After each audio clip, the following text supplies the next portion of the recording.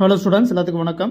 Tamil short and senior first paper முடிஞ்சிருச்சு. So இதில் students ரொம்ப நல்லாவே பண்ணியிருக்காங்க. குறிப்பாக நம்மளுடைய ஸ்டூடெண்ட்ஸ் சொன்ன விஷயம் நம்ம கொடுத்த அன்னோன் அப்படியே வந்திருக்கு. அதாவது பார்த்திங்கன்னா சட்டமன்றத்தில் உரையாற்றிய அந்த ஸ்பீச் தான் மையமாக வச்சு அன்னோன் ரெடி பண்ணியிருந்தோம். அது எல்லா வார்த்தைகளும் அங்கங்கே இருக்குது. ஆனால் நம்ம எழுதின ஸ்பீடு வந்து பார்த்திங்கன்னா நம்மளுடைய அன்னோன் எழுதின எல்லா ஸ்டூடெண்ட்டுக்கும் தெரியும், ரொம்ப டஃப்பாக இருந்திருக்கும்.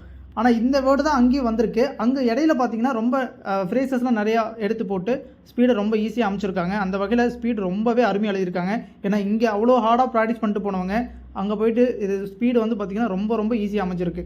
சரி, ஏன்னா ஃப்ரேசஸே அதிகமாக வந்துருச்சு. இங்கே வித்தவுட் ஃப்ரேஸில் தான் எழுதுனாங்க. இந்த சுட்டி காட்ட விரும்புகிறேன், கேட்டுக்கொள்கிறேன். ஸோ அந்த மாதிரி நிறையா வேர்டு சேர்த்துல வரும் இல்லையா?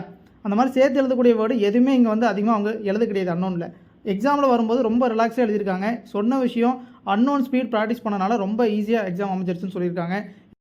ஸோ இதோட கண்டென்ட் எடுத்துக்கிட்டிங்க அப்படின்னா, கொரோனா பீரியடில் ஹாஸ்பிட்டல்ஸில் கவர்மெண்ட் எந்த மாதிரியான விஷயங்கள்லாம் பண்ணாங்க, சென்ட்ரல் கவர்மெண்ட் ஆகட்டும் ஸ்டேட் ஆகட்டும் எந்த மாதிரி விஷயங்கள்லாம் பண்ணாங்க, ஸோ அதை மையமாக வச்சு தான் ஃபஸ்ட்டு 5 மினிட்ஸ் அமைஞ்சிருக்கு. அதுவுமே உள்ளே வந்து ரொம்ப ஹார்டான வேர்ட்ஸ்லாம் அதிகம் இல்லை, ரொம்ப ஃப்ரேசஸ் இருந்தனால ஸ்பீடு நல்லாவே ஈஸியாக தெரிஞ்சிருக்கும். ஸ்டூடெண்ட்ஸ் நல்லாவே எழுதியிருக்காங்க. ஓகேங்களா? லாஸ்ட் 2 மினிட்ஸ் வந்து பார்த்திங்கன்னா சம்திங் வந்து கம்ப்யூட்டர் பர்ச்சேஸ் பண்ணும்போது அதில் 2 கம்ப்யூட்டர் மட்டும் வந்து டேமேஜாக இருக்குது. அதை வந்து நான் திரும்ப வந்து நல்லபடியாக மாற்றி தரணும் அப்படிங்கிற மாதிரி அமைஞ்சிருக்கு. அதுவும் ஈஸியாக தான் இருந்திருக்கு. சரிங்களா?